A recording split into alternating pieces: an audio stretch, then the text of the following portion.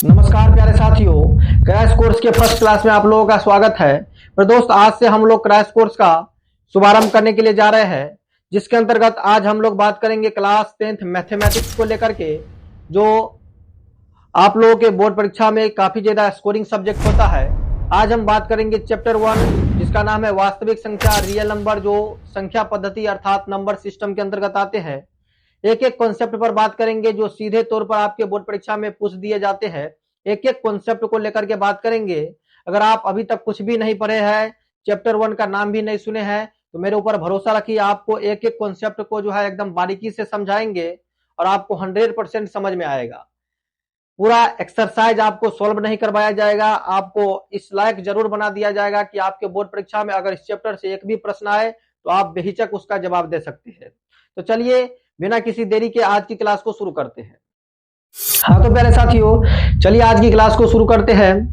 आज का यह वीडियो देख लेने के बाद आपका जो है ऑब्जेक्टिव का डर इस पूरे चैप्टर से बिल्कुल खत्म होने वाला है, क्योंकि प्रत्येक चैप्टर का लगभग जो है हम प्रयास करेंगे कि तीन क्लास में आप लोगों का एक चैप्टर जो है पूरी तरह से हम खत्म कर दे और आपके बोर्ड परीक्षा में उसी वीडियो में से प्रश्न डायरेक्ट टकरा जाए।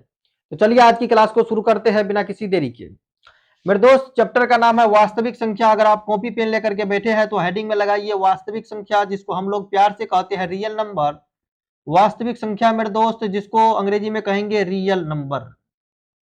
रियल नंबर जो नंबर सिस्टम के अंतर्गत आते हैं। थोड़ा थ्योरी कर लीजिए, उसके बाद प्रश्न को तो आप यूं चुटकियों में सॉल्व कर लेंगे। काफी आसान प्रश्न आते हैं इस चैप्टर से। आपको एलसीएम और एचसीएफ आता ही होगा, वही सबसे जो है ये पूरे चैप्टर में प्रश्न आते हैं। और जो प्रश्न आपके बोर्ड परीक्षा में आते हैं उसी पर हम बात करेंगे। बेवजह एक्सरसाइज वाले प्रश्नों पर हम बात नहीं करेंगे, जो आपके परीक्षा में अभी तक पूछा ही नहीं गया है, क्योंकि समय काफी कम है और सिलेबस काफी ज्यादा है और आपको काफी ज्यादा चीज पढ़ना भी है। इसीलिए हम उन बेवजह के चीजों पर बिल्कुल भी बात नहीं करेंगे जो आपका समय बर्बाद करे।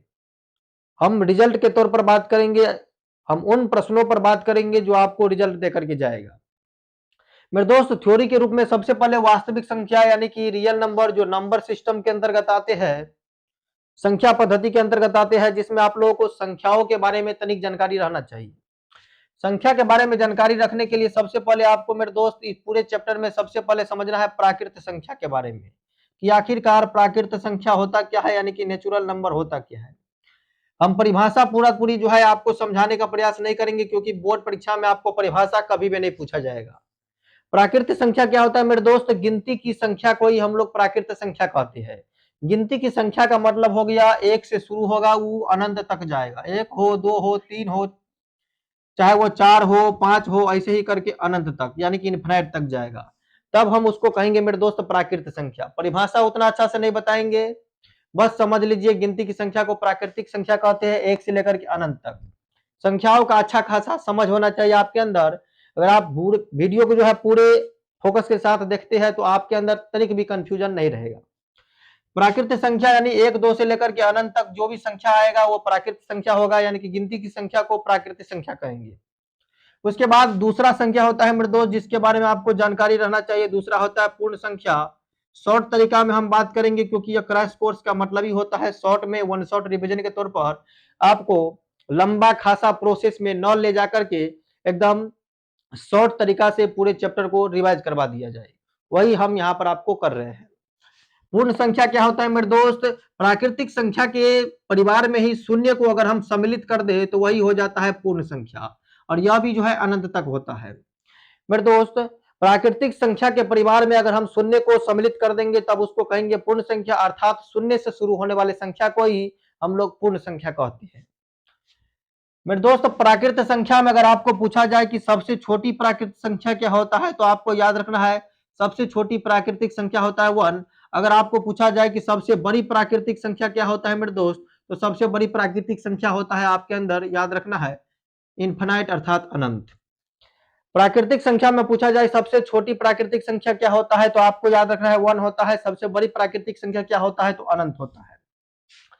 ठीक उसी प्रकार से अगर आपको पूछा जाए कि सबसे छोटी पूर्ण संख्या क्या होता है मेरे दोस्त, तो सबसे छोटी पूर्ण संख्या होता है 0। अगर पूछा जाए कि सबसे बड़ी पूर्ण संख्या क्या होता है, तो आपको याद रखना है अनंत। ज्यादातर बड़ी चीजों में आपको अनंत याद रखना है, अर्थात इन्फिनिट याद रखना है। छोटी चीजें जो है आपको ध्यान में रखना है बस। ज्यादातर अनंत यानी कि बड़ी संख्या हमेशा अनंत होता है। संख्याओं का समझ में, संख्याओं की जानकारी में आपको याद रखना है कि बड़ी संख्या हमेशा अनंत होगा। बस छोटी संख्या को याद करते चलिए। सबसे छोटी प्राकृतिक संख्या 1 होगा और सबसे छोटी पूर्ण संख्या जो है 0 होगा। मेरे दोस्त कभी कभी जो है इन दोनों के बीच कॉम्बिनेशन भी पूछ दिया जाता है, उस कॉम्बिनेशन को भी थोड़ा बहुत समझ लीजिए आप। पूछा जाएगा आपको क्या सभी प्राकृतिक संख्या जो है वह पूर्ण संख्या होता है कि नहीं। तो मेरे दोस्त जितना भी प्राकृतिक संख्या है, प्राकृतिक संख्या देखिए 1 से शुरू हो रहा है, 1 हो गया, 2 हो गया, 3 हो गया, 4 हो गया, 5 हो गया, और पूर्ण संख्या जो है 0 से शुरू होता है। तो जितना भी प्राकृतिक संख्या है क्या पूर्ण संख्या के परिवार में सम्मिलित है, तो बोलिएगा हाँ एस है यहाँ पर सम्मिलित। यानी जितना भी प्राकृतिक संख्या है सभी प्राकृतिक संख्या पूर्ण संख्या के परिवार में सम्मिलित है। इसीलिए जितना भी प्राकृतिक संख्या है सभी प्राकृतिक संख्या पूर्ण संख्या होते हैं। यानी ऊपर से नीचे आएंगे, यानी कि सभी प्राकृतिक संख्या जो है वह पूर्ण संख्या होता है, किंतु सभी पूर्ण संख्या जो है वह प्राकृतिक संख्या नहीं होता है। यह बात आपको याद रखना है। सभी पूर्ण संख्या जो है प्राकृतिक संख्या बिल्कुल भी नहीं होता है, लेकिन सभी प्राकृतिक संख्या पूर्ण संख्या होता है, क्योंकि जितना भी प्राकृतिक संख्या है 0 से आगे सभी के सभी प्राकृतिक संख्या ही है। लेकिन प्राकृत संख्या में आपको 0 नहीं दिख रहा, इसीलिए सभी पूर्ण संख्या प्राकृतिक संख्या नहीं है। तीसरा संख्या में आपको समझ रखना है पूर्णांक संख्या के बारे में मेरे दोस्त। आखिरकार पूर्णांक संख्या होता क्या है, संख्या को हम एक स्लाइड में खत्म करने का प्रयास करेंगे और आगे के कॉन्सेप्ट पर हम बात करेंगे। आज के इस वीडियो से हम आपको 5 से 6 मार्क्स जो है दे करके जाएंगे, तो आप लोग पूरे एकाग्रता के साथ वीडियो में बने रहिए। पूर्णांक संख्या क्या होता है मेरे दोस्त, धनात्मक संख्या और ऋणात्मक संख्या के सम्मिलित रूप को ही हम लोग पूर्णांक संख्या कहते हैं। तो देखिए जैसे मान लीजिए कि माइनस में 4 है, माइनस में 3 है, माइनस में 2 है, माइनस में 1 है, यहाँ पर हो जाएगा 0, उसके बाद हो जाएगा 1, उसके बाद 2, उसके बाद 3, ऐसे ही जाकर के ही अनंत पर जाकर के रुकेगा कहीं ना कहीं। ये आ भी रहा है कहीं ना कहीं अनंत से। तो ऋणात्मक संख्या और धनात्मक संख्या का जो सम्मिलित रूप होता है उसी को कहते हैं मेरे दोस्त हम लोग पूर्णांक संख्या। और पूर्णांक संख्या के बारे में आपको जानना है। यहां पर भी आपको पूछा जाएगा कि सबसे छोटी पूर्णांक संख्या क्या होता है, तो आपको याद रखना है सबसे छोटी पूर्णांक संख्या जो होता है वो होता है माइनस में इनफिनाइट। सबसे बड़ी पूर्णांक संख्या, बड़ी चीज कोई भी हो संख्या के रूप में अगर दिया रहे, कोई भी चीज अगर बड़ा पूछे संख्या में अगर पूछा जाए, संख्या पद्धति में अगर पूछा जाए यानी अर्थात नंबर सिस्टम में पूछा जाए, तो आपको अनंत ही याद रखना है। बस छोटी को याद रखिए, बड़ी अपने आप याद हो जाएगा। अर्थात सबसे छोटी पूर्णांक संख्या होता है माइनस इनफिनाइट, सबसे बड़ी पूर्णांक संख्या होता है इनफिनाइट। ये बात आपको याद रखना है। आगे चौथा संख्या में आपको याद रखना है सम संख्या। आखिरकार सम संख्या होता क्या है, सम संख्या मेरे दोस्त यानी कि इवन नंबर क्या होता है, ये भी आपको जानकारी रखना है। सबसे पहले मैंने आपको क्या बताया प्राकृत संख्या के बारे में कि गिनती की संख्या को प्राकृतिक संख्या कहेंगे जो 1 से शुरू होकर के अनंत तक जाएगा। सबसे छोटी प्राकृतिक संख्या क्या होता है, तो 1 होता है। सबसे बड़ी प्राकृतिक संख्या क्या होता है, तो अनंत होता है। उसके बाद हम बताया आपको कि पूर्ण संख्या क्या होता है, तो शून्य से शुरू होने वाले संख्या को पूर्ण संख्या कहेंगे जो 0 से शुरू होकर के अनंत तक जाएगा। सबसे छोटी पूर्ण संख्या 0 होगा, सबसे बड़ी पूर्ण संख्या अनंत होगा। उसके बाद मैंने आपको बताया कि पूर्णांक संख्या क्या होता है, तो हम बताया आपको कि ऋणात्मक संख्या और धनात्मक संख्या के सम्मिलित रूप को ही पूर्णांक संख्या कहते हैं। सबसे छोटी पूर्णांक संख्या होता है माइनस इनफिनाइट और सबसे बड़ी पूर्णांक संख्या जो होता है प्लस में इनफिनाइट। उसके बाद आपको याद रखना है सम संख्या। मेरे दोस्त वैसा संख्या होता है सम संख्या जो 2 से पूर्णतः विभाजित हो, यानी 2 से जिसमें पूरा पूरा भाग लग जाए उसको कहेंगे हम लोग सम संख्या। अर्थात 2 से 2 में भाग लग जाएगा, 4 में भाग लग जाएगा, 6 में भाग लग जाएगा, 8 में, 10 में, ऐसे ही करके जो है अनंत तक जाएगा। यानी 2 हो, 4 हो, 6 हो, 8 हो, 10 हो, जितना भी संख्या जो 2 से पूर्णतः विभाजित हो जाए, पूरा पूरा कट जाए, उसको कहेंगे मेरे दोस्त सम संख्या। और यहां से भी आपको प्रश्न काफी ज्यादा पूछा जाता है। पूछा जाएगा कि सबसे छोटी सम संख्या क्या होता है, तो आपको याद रखना है सबसे छोटी सम संख्या जो होता है 2 होता है। अगर पूछा जाए इसी के अंतर्गत कि सबसे बड़ी सम संख्या क्या होता है, तो बड़ी पूछा जाए तो आपको याद रखना अनंत। छोटी बस याद कर लीजिए, बड़ी आपको हमेशा याद रखना है संख्या में अनंत ही होता है। सबसे छोटी सम संख्या होता है 2 और सबसे बड़ी सम संख्या क्या होता है, तो अनंत होता है। उसके बाद पांचवा संख्या के रूप में आपको याद रखना है विषम संख्या मेरे साथियों। पांचवा संख्या के रूप में याद रखना है विषम संख्या। आखिरकार विषम संख्या क्या बना है, विषम संख्या क्या होता है मेरे दोस्त? ऐसा संख्या होता है विषम संख्या जो दो से पूर्णतः विभाजित नहीं हो, अर्थात दो से पूरा पूरा नहीं कटे, तब उसको हम लोग कहेंगे मेरे दोस्त विषम संख्या। जैसे यहां पर हम बात करेंगे तो एक में दो से भाग नहीं लगेगा पूरा पूरा, तीन में नहीं लगेगा, पांच में नहीं लगेगा, सात में नहीं लगेगा, नौ में नहीं लगेगा, 11 में नहीं लगेगा, ऐसे ही जाकर के अनंत पर जाकर के अटकेगा। तो वैसा संख्या जो दो से पूर्णतः विभाजित नहीं हो उसको कहेंगे विषम संख्या। और यहां से भी प्रश्न पूछा जाता है कि सबसे छोटी विषम संख्या क्या होता है मेरे दोस्त? पूछा जाएगा प्रश्न की सबसे छोटी विषम संख्या और सबसे छोटी सम संख्या का एचसीएफ क्या होगा। तो आपको तो जानकारी रहना चाहिए, उसके बाद ही आप निकाल पाइएगा। इसीलिए आप याद कर लीजिए कि सबसे छोटी विषम संख्या जो होता है आपको याद रखना है 1 होता है। अगर बड़ी पूछा जाए तो बड़ी में कुछ हो याद करने का दिक्कतें नहीं है, बड़ी में हमेशा आपको अनंत याद रखना है, चाहे प्राकृत संख्या हो, पूर्ण संख्या हो, धनात्मक संख्या हो, ऋणात्मक संख्या हो, हमेशा आपको याद रखना है अनंत होगा। बड़ी संख्या हमेशा अनंत होगा। सबसे छोटी विषम संख्या की बात करें तो 1 होगा। विषम संख्या के बाद मेरे दोस्त 6 नंबर में आपको याद रखना है भाज्य संख्या के बारे में, जो काफी ज्यादा बार आपके बोर्ड परीक्षा में जो है पूछे जाते हैं भाज्य संख्या। तो ध्यानपूर्वक समझिए आखिरकार भाज्य संख्या होता क्या है मेरे दोस्त। भाज्य संख्या हो चाहे अभाज्य संख्या हो, भाज्य संख्या हो चाहे अभाज्य संख्या हो, जब भी बात होगा तो एक से बड़ी संख्या का बात होगा। भाज्य संख्या जो मेरे दोस्त हो हमेशा जो है एक से बड़ा ही होता है, यानी एक से बड़ा ही भाज्य संख्या जब भी होगा एक से बड़ा ही होगा। तो एक से बड़ी वह संख्या जो एक और खुद के अलावा किसी अन्य संख्या से नहीं विभाजित हो, तब उसको हम कहेंगे भाज्य संख्या मेरे दोस्त। भाज्य संख्या किसको कहेंगे? एक से बड़ी वह संख्या जो एक और खुद के अलावा किसी अन्य संख्या से विभाजित नहीं हो।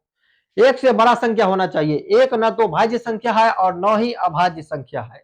ये बात आपको अपने दिल और दिमाग के खोपड़ी में हमेशा के लिए ट्रांसफर कर लेना है कि एक न तो भाज्य संख्या है और न ही अभाज्य संख्या है।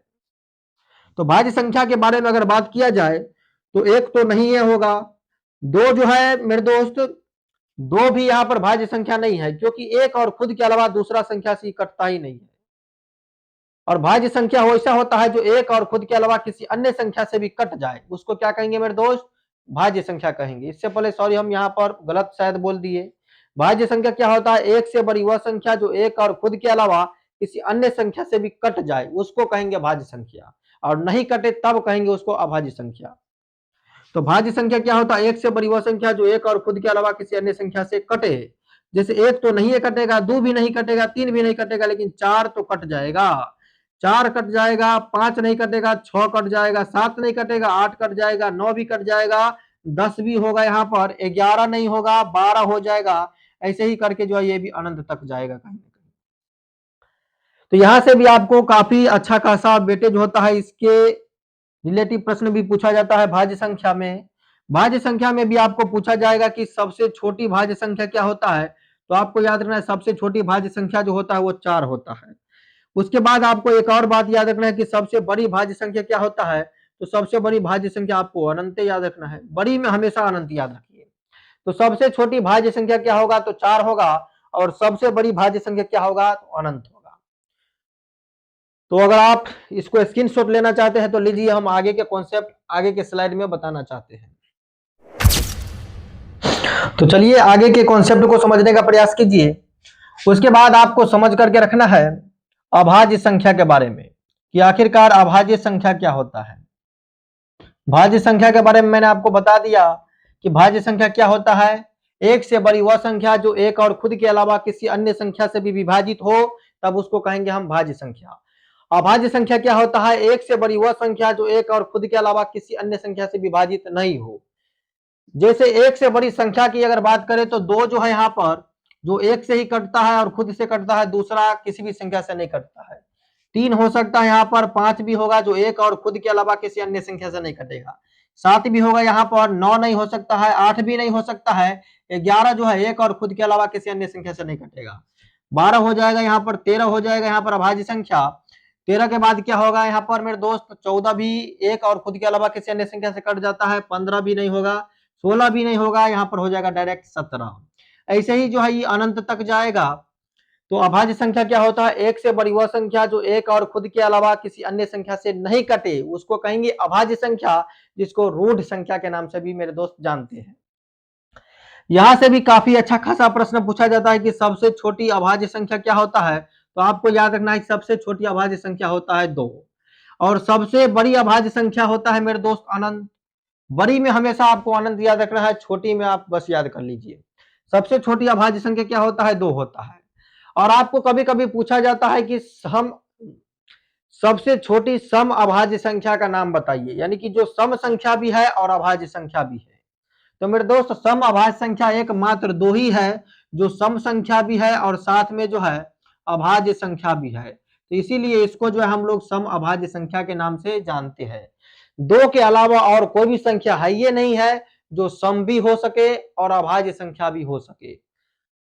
2 के अलावा और कोई भी संख्या नहीं है जो सम के साथ साथ अभाज्य संख्या है। मात्र 2 ही एक ऐसा संख्या है जो सम संख्या भी है और अभाज्य संख्या भी है, इसीलिए इसे सम अभाज्य संख्या के नाम से भी जानते हैं। तो संख्याओं का अच्छा खासा आपको समझ आ चुका होगा। अब उसके बाद मेरे दोस्त बात करते हैं वास्तविक संख्या के बारे में कि आखिरकार वास्तविक संख्या होता क्या है। अब आपको याद रखना है वास्तविक संख्या के बारे में थ्योरी बहुत अब जल्द आप समाप्त होने वाला है। उसके बाद हम प्रश्नों के झमेला में आपको घुसाने का प्रयास करेंगे। पहले समझ लीजिए थ्योरी। वास्तविक संख्या जो होता है मेरे दोस्त 2 प्रकार का होता है, परिमेय संख्या और अपरिमेय संख्या के सम्मिलित रूप को हम लोग कहते हैं वास्तविक संख्या। एक होता है मेरे दोस्त परिमेय संख्या और एक होता है मेरे दोस्त अपरिमेय संख्या। परिमेय संख्या और अपरिमेय संख्या को जब मिला दिया जाता है तब बनता है वास्तविक संख्या। इन दोनों के सम्मिलित रूप को मेरे दोस्त कहते हैं वास्तविक संख्या।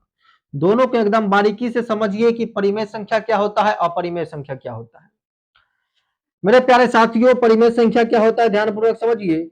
वैसा संख्या जिसे हम p बट्टे q अर्थात भिन्न के रूप में लिख सके उसको कहेंगे हम लोग परिमेय संख्या, और वैसा संख्या जिसको हम भिन्न के रूप में नहीं लिख सके उसको कहेंगे अपरिमेय संख्या। जैसे मान लीजिए एग्जाम्पल के माध्यम से समझिए, क्योंकि परीक्षा में आपको परिभाषा कभी भी नहीं पूछेगा, आपको एग्जाम्पल ही पूछा जाएगा जब भी पूछा जाएगा। परिमेय संख्या क्या होता है? जिसे हम भिन्न के रूप में प्राप्त कर सके, अर्थात p बट्टे q के रूप में प्राप्त कर सके, अर्थात हम उसको बट्टे के रूप में प्राप्त कर सके। जैसे 4/5 हो सकता है, या सर सिर्फ 4 ही रहे, बट्टा में कुछ नहीं तो 1 तो रहता ही है, a रहे, b रहे, c रहे, कुछ भी रह जाए, सब का सब जो है मेरे दोस्त परिमेय संख्या है। वैसा संख्या जो जिसका स्क्वायर रूट संभव हो उसको भी हम लोग कहेंगे परिमेय संख्या। जैसे रूट के अंदर में 4 दिया हुआ है, इसको बाहर निकालेंगे तो 2 बाहर निकलेगा। जैसे रूट के अंदर में 64 दिया हुआ है, इसको बाहर निकालेंगे तो 8 बाहर निकलेगा। अगर रूट के अंदर में 324 दिया हुआ है, अगर इसको हम बाहर निकालेंगे तो 18 बाहर निकलेगा। तो इस प्रकार का संख्या हो जिसका रूट स्क्वायर रूट संभव हो तब उसको हम लोग कहेंगे परिमेय संख्या, और जिसका स्क्वायर रूट संभव नहीं हो तब उसको कहेंगे अपरिमेय संख्या।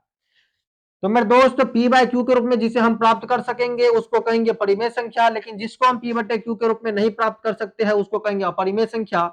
जैसे रूट के अंदर में 3 आ जाए, रूट के अंदर में 5 हो जाए, रूट के अंदर में 7 हो जाए, इस सब का सब जो है अपरिमेय संख्या है मेरे दोस्त। एक और बात याद रखना है आपको, कभी कभी परीक्षा में आपको उलझाने के लिए पूछ दिया जाता है 22/7 जो है आपको दिल और दिमाग में अपने खोपड़ी में ट्रांसफर कर लेना है कि 22/7 जो है एक प्रकार का परिमेय संख्या है, जबकि पाई एक अपरिमेय संख्या है। 22/7 एक परिमेय संख्या है जबकि पाई एक अपरिमेय संख्या है। मेरे दोस्त कोई भी चीज के ऊपर में अगर रेकरिंग लगा रहे, जैसे मान लो 3.4 है, इसके ऊपर में रेकरिंग है, 0.25 है, इसके ऊपर में रेकरिंग है, तब इसको कहेंगे हम लोग परिमेय संख्या।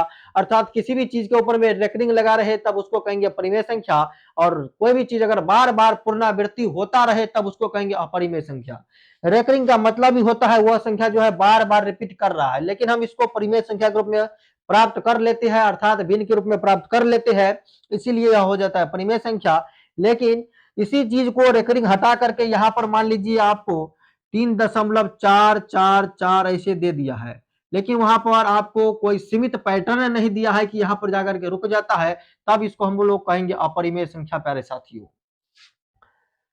जैसे मान लीजिए आपको कहीं पर भी लिखा हुआ है 5.66777 बार बार रिपीट कर रहा है, तब इसको हम लोग कहेंगे अपरिमेय संख्या, यानी किसी भी डिजिट का बार बार पुनरावृत्ति हो रहा है, कहां तक जाएगा कोई सीमित नहीं है, तब उसको हम लोग कहेंगे मेरे दोस्त, मेरे प्यारे साथियों, उसको कहेंगे अपरिमेय संख्या। तो ये था आप लोगों को इस पूरे चैप्टर का थ्योरी। अब बात करेंगे हम लोग जहां से आपके प्रश्न पूछे जाते हैं बोर्ड परीक्षा में, उन सभी प्रश्नों के बारे में। तो इस स्लाइड को भी आप स्क्रीनशॉट लीजिए, हम नेक्स्ट कॉन्सेप्ट के बारे में आगे के स्लाइड में आपको बताने का प्रयास करते हैं। हाँ तो मेरे साथियों, चलिए अब आप लोगों को प्रश्नों के दुनिया में ले चलते हैं। थ्योरी जितना भी आपको जानना था उतना हम बता चुके हैं, उतना थ्योरी आपके लिए काफी है, बस उतना थ्योरी को कंप्लीट कर लीजिए। आपका ये पूरे चैप्टर से जो है एक भी ऑब्जेक्टिव और एक भी सब्जेक्टिव नहीं छूटने वाला है। अब उसके बाद आपको सब्जेक्टिव के दुनिया में ले चलते हैं, जहां से आपको भर भर के प्रश्न पूछे जाते हैं। मेरे दोस्त, सबसे पहले कॉन्सेप्ट 1 में समझ करके रखना है। अब कॉन्सेप्ट के बारे में हम बात करेंगे। कॉन्सेप्ट पहला में बात करना है आपको मेरे दोस्त, किस चीज के बारे में? सबसे पहला कॉन्सेप्ट में क्या दिया जाएगा, आपके परीक्षा में कैसे प्रश्न पूछा जाता है, ध्यानपूर्वक समझिए। कहेगा कि 3.5 को जो है पी बाय क्यू के रूप में व्यक्त करे। तो मेरे दोस्त, आपको अगर किसी भी चीज के ऊपर में रेकरिंग नहीं लगा रहे तो काफी आसानी से जो है आप उसको भिन्न के रूप में प्राप्त कर सकते हैं। बस आप क्या कीजिए, इसको 3.5 को अगर आपको कहे भिन्न के रूप में प्राप्त करने के लिए, तो बस आप क्या कीजिए, दशमलव को उड़ाइए और जितना दशमलव के बाद जितना डिजिट रहे तो बट्टे में आपको उतना जीरो लगा देना है। जैसे मान लीजिए 2 नंबर में आपको पूछा जाए कि 2.735 को भिन्न के रूप में प्राप्त करें।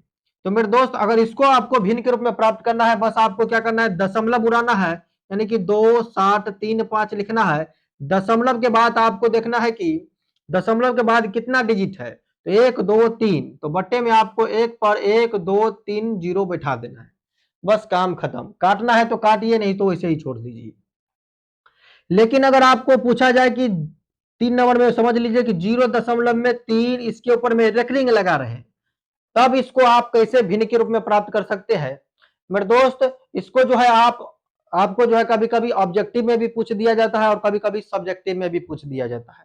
तो फिलहाल ऑब्जेक्टिव के बारे में समझिए, उसके बाद हम आपको सब्जेक्टिव के बारे में भी बताएंगे कि किस तरह से किसी भी संख्या के अगर ऊपर में रेकरिंग लगा रहे, अगर आपको वह लघुत्तरीय में पूछे तो आप कैसे उसको डील कीजिएगा।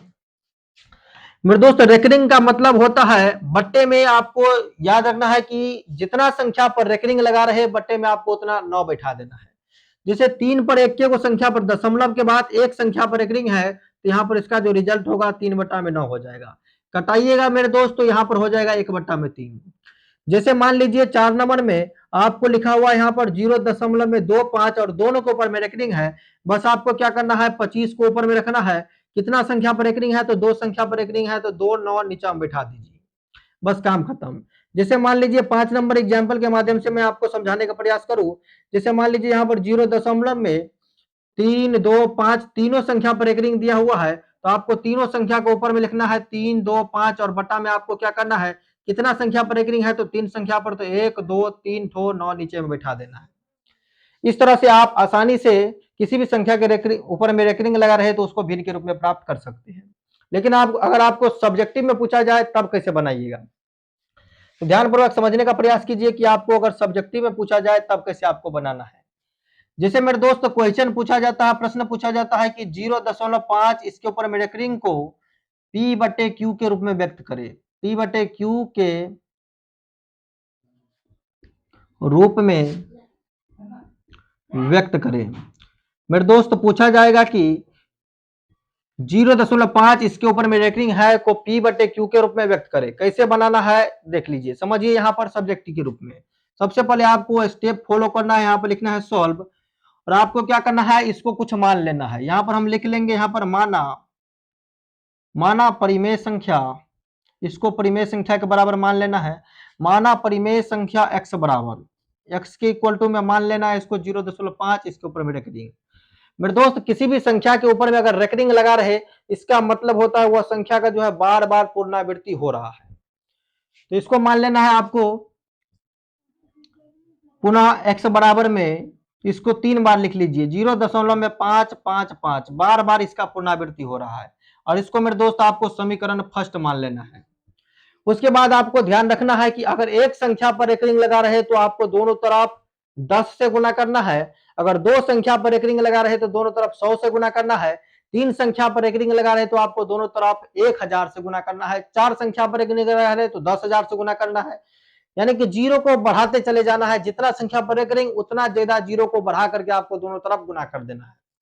मेरे दोस्त यहाँ पर एक संख्या पर एक रिंग है तो यहाँ पर आपको लिखना है दोनों तरफ, अर्थात समीकरण के दोनों तरफ 10 से गुना करने पर, दोनों तरफ 10 से गुना करने पर, ये बात आपको लिख लेना है, दोनों तरफ 10 से गुना करने पर। अब आपको क्या करना है, समीकरण के इस पक्ष में भी 10 से x में भी गुना करना है और 10 से आपको क्या करना है 0.555 में भी गुना करना है।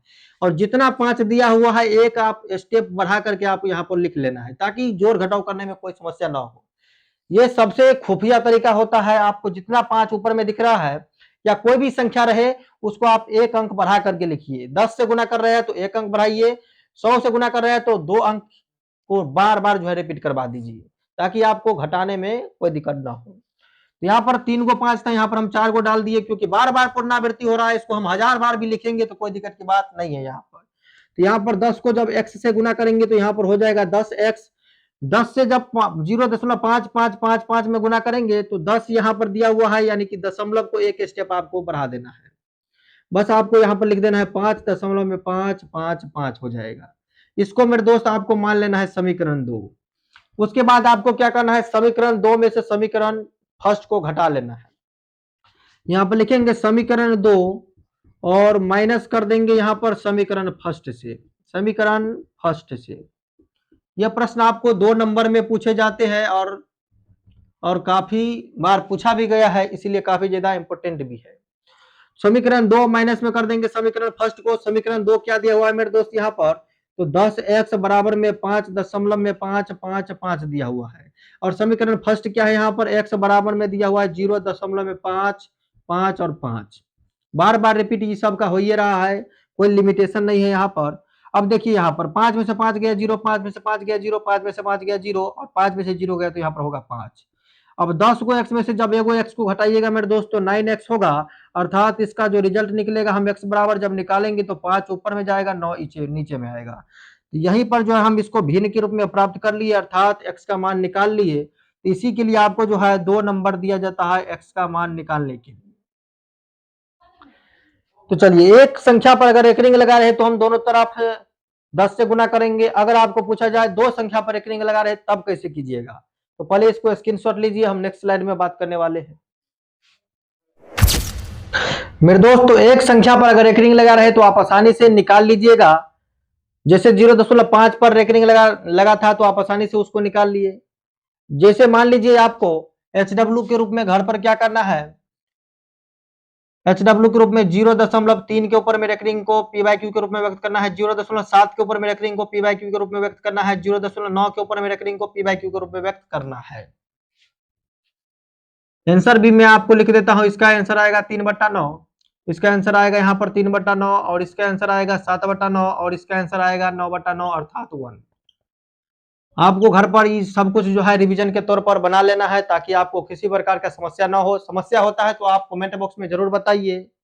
और हमारा व्हाट्सएप नंबर ये आपको दिख रहा है 9934263267। आपको किसी प्रकार का परेशानी है तो इस पर कॉन्टेक्ट करके आप संपूर्ण जानकारी जो है प्राप्त कर सकते हैं।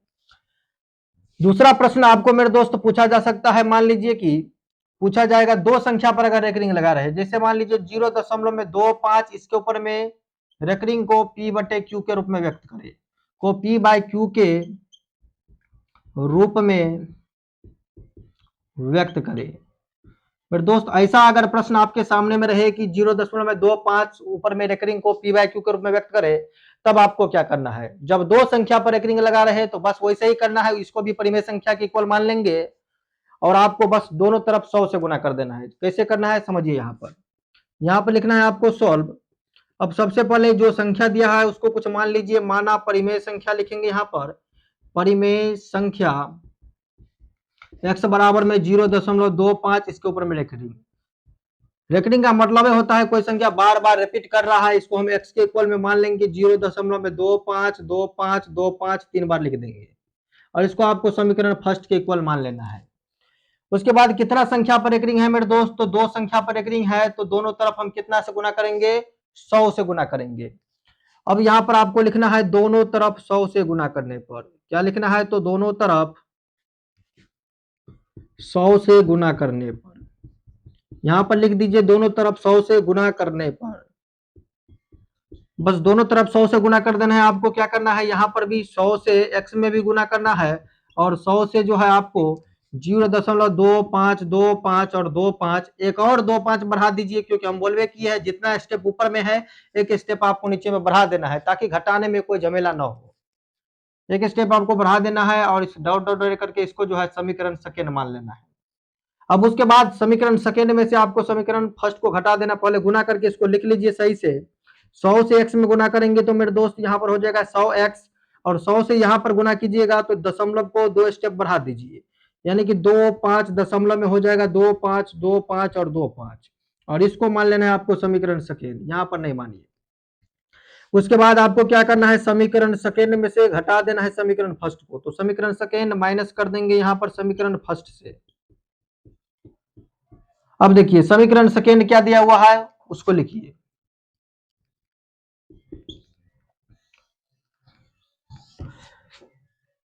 समीकरण सेकेंड क्या दिया हुआ है मेरे दोस्त, तो उसको लिखिए। समीकरण सेकेंड यहाँ पर क्या है, तो समीकरण सेकेंड है 100x, तो 100x और बराबर में 25.25 और 25 लिखा हुआ है।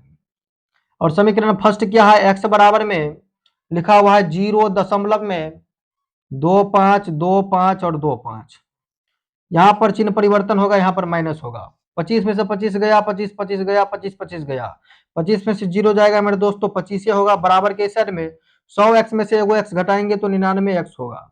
और जब यहाँ से हम x का मान निकालेंगे प्यारे साथियों, तो x का मान जब निकालेंगे तो 25 जाएगा ऊपर में, 99 आएगा नीचे में।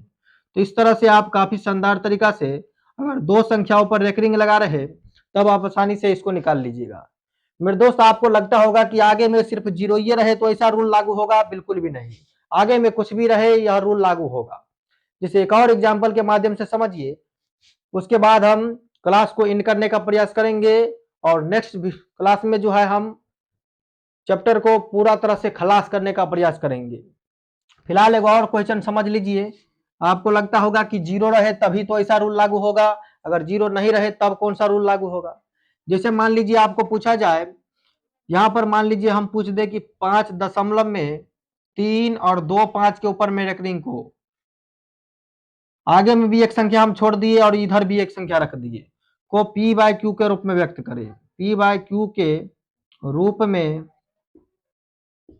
व्यक्त करें।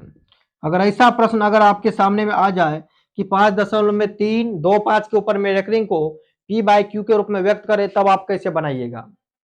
देखिए कुछ नहीं करना है, जितना संख्या पर रेकरिंग है उतना संख्या को बार बार रिपीट कराना है और जितना संख्या दिया हुआ है वो पूरे संख्या को x के इक्वल मान लेना है।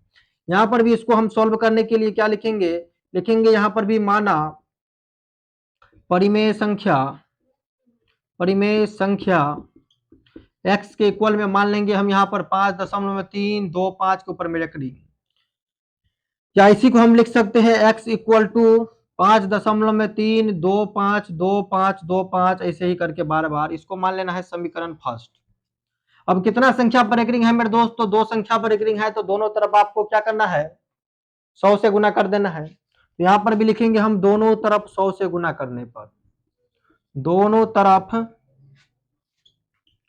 100 से गुना करने पर, 100 से गुना करने पर आपको लिख देना है दोनों तरफ 100 से गुना करने पर, तो यानी कि 100 से आपको x में भी गुना करना है और 100 से आपको जो है 5.3 दिया हुआ है और 2 5 2 5 और 2 5 दिया हुआ है, जितना दिया है वो 2 5 उसको एक और बढ़ा दीजिए, यहाँ पर भी 100 से गुना कर देना है। अब मेरे दोस्त 100 से जब x में गुना कीजिएगा तो 100x होगा बराबर में 100 से इधर गुना कीजिए, दशमलव को 2 स्टेप आगे बढ़ाइए, यानी कि यहाँ पर हो जाएगा 5 2 2 दशमलव 5 2 5 2 5 2 5 2 5 2 5 2 ध्यानपूर्वक समझिए, जब दशमलव को 2 स्टेप आगे बढ़िएगा तो यहाँ पर हो जाएगा 22, इधर आ जाएगा 5 2 5 2 5 2 5 2 5 2 और 5 2 और लास्ट में 1 और 5। इसको आपको मान लेना है समीकरण सेकेंड। इधर हम फिलहाल मिटा रहे हैं, इतना आपको समझ में आ चुका होगा। उसी चीज को हम इस साइड बनाने का प्रयास करते हैं। ध्यानपूर्वक समझिए, यहां पर 100x दिया हुआ है तो यहां पर लिखिए 100x। एक बार और हम लिख लेते हैं, 100x बराबर में कितना है 522, यानी 522 दशमलव में 5 2 5 2 और यहाँ पर 5 2 और 5 है। इसको मान लिए समीकरण सेकेंड। उसके बाद आपको क्या करना है, समीकरण सेकेंड में से फर्स्ट को घटा देना है। यहाँ पे लिखना है समीकरण सेकेंड माइनस में कर देना है समीकरण फर्स्ट को। समीकरण सेकेंड माइनस में समीकरण फर्स्ट से। समीकरण सेकेंड क्या दिया हुआ है मेरे दोस्तों, यहाँ पर समीकरण सेकेंड है 100x बराबर में 522 दशमलव में 5 2 5 2 और उसके बाद फिर 5 2 और 5 है। समीकरण फर्स्ट क्या दिया हुआ है, तो x बराबर में दिया हुआ यहाँ पर 5 दशमलव में 3 2, तो लिखेंगे 3 2 3 2 5 2 5 2 5 3 2 5 2 5 2 5। अब उसके बाद आपको समीकरण फर्स्ट में सेकेंड में से फर्स्ट को घटा लेना है। 5 में से 5 गया कैंसिल, 5 में से 2 में से 2 गया कैंसिल, 5 में से 5 गया कैंसिल, 2 में से 2 गया कैंसिल, 5 में से 5 गया कैंसिल, 2 में से 2 गया कैंसिल। 5 में से जब 3 को घटाइएगा तो यहाँ पर हो जाएगा 2, दशमलव बैठाइए, इधर से एक पैंचा लेंगे तो 12 में से जब 5 को घटाइएगा तो हो जाएगा 7, इधर बच गया 1 और यहाँ पर बच गया 5, बराबर का साइन देंगे। अब 100x में से एगो x घटाएंगे मेरे दोस्तों, यहाँ पर हो जाएगा 99x। और जब यहाँ पर आप x का मान निकालिएगा मेरे दोस्त तो 5 1 7.2 जाएगा ऊपर में और 99 आ जाएगा नीचे में। और मेरे दोस्त आपको कॉन्सेप्ट तो मालूम ही होगा, जब दशमलव उड़ाते हैं तो नीचे में 0 पड़ता है, तो यहाँ पर इसीलिए x का जो मान हो जाएगा तो 5 1 7 दशमलव उड़ाइएगा तो यहाँ पर क्या हो जाएगा, तो 0 5 1 7 और तो यहाँ पर 2 है और बटे में हो जाएगा 9 9 0। यही हो जाएगा यहाँ पर इसका भिन्न रूप। तो काफी शानदार तरीका से आपके बोर्ड परीक्षा में ऐसे ऐसे प्रश्न जो है पूछे जाते हैं। तो क्लास अगर आपको अच्छा लगा हो तो कमेंट बॉक्स में जरूर बताइएगा। नेक्स्ट वीडियो में हम प्रयास करेंगे कि चैप्टर को पूरी तरह से समाप्त कर दें, और इससे आगे वाले वीडियो में हम आपको बताने वाले हैं √2 कैसे सिद्ध करेंगे कि एक अपरिमेय संख्या है, √2 + 1 कैसे सिद्ध करेंगे एक अपरिमेय संख्या है, जो आपके बोर्ड परीक्षा में काफी बार पूछा जाता है, और यूक्लिड विभाजन एल्गोरिथम के प्रयोग से HCF कैसे निकाला जाता है। मेरे दोस्त क्लास आपको अगर अच्छा लगा हो तो कमेंट बॉक्स में जरूर बताइए। चैनल को अगर आप सब्सक्राइब नहीं किए तो सब्सक्राइब कर लीजिए। मिलते हैं नेक्स्ट वीडियो में एक और जबरदस्त टॉपिक के साथ, जबरदस्त कॉन्सेप्ट के साथ। जय हिंद, जय भारत।